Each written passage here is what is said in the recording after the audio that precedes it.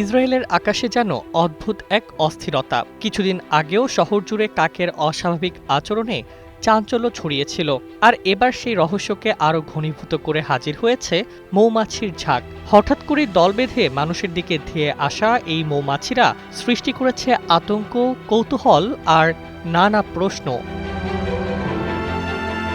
বিভিন্ন এলাকায় হঠাৎ মৌমাছির আক্রমণাত্মক আচরণে বিপাকে পড়েছেন সাধারণ মানুষ, এমনকি নিরাপত্তা বাহিনীর সদস্যরাও। এর আগেও সংঘাতপূর্ণ এলাকায় মৌমাছি ও বলতার ঝাঁকের আক্রমণে একাধিক ব্যক্তি আহত হওয়ার ঘটনা ঘটেছে। যেন প্রকৃতির এক অদৃশ্য শক্তি আচমকা নিজের উপস্থিতি জানান দিচ্ছে। বিশেষজ্ঞরা বলছেন, মৌমাছির এমন আচরণ বিরল হলেও অস্বাভাবিক নয়। যখন তাদের আবাসস্থল ধ্বংস হয় বা চারপাশে বিস্ফোরণ, শব্দ ও কম্পনে পরিবেশ অস্থির হয়ে ওঠে, তখন তারা রক্ষামূলক আচরণে হঠাৎ আক্রমণাত্মক হয়ে উঠতে পারে। নতুন বাসা তৈরির সময়ও তারা বড় ঝাঁক বেঁধে বের হয়, যাকে বলা হয় স্মার্মিং।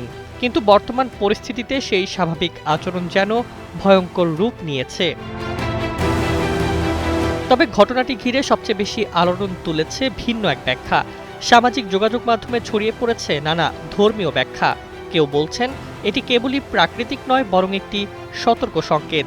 ইসলামের ইতিহাসে হজরত মুসা আলাইহিসসালামের সময় ফেরাউনের ওপর নেমে আসা প্রাকৃতিক দুর্যোগের ঘটনাও অনেকে টেনে আনছেন। তাদের মতে প্রকৃতি কখনো কখনো বড় বার্তা দেয়, যা মানুষকে সতর্ক করে, থামতে বাধ্য করে। তবে গবেষকরা এ বিষয়ে সতর্ক অবস্থান নিয়েছেন। তাদের মতে মৌমাছির এই আচরণের পেছনে রয়েছে পরিবেশগত চাপ, বাসস্থান ধ্বংস এবং চলমান সংঘাতের প্রভাব।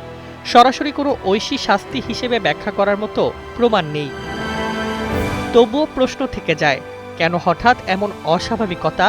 কেন একই সময়ে কাকের অদ্ভুত আচরণ আর মৌমাছির আক্রমণ? এটি কি কেবলই কাকতালীয়, নাকি প্রকৃতির গভীর কোনো বার্তা?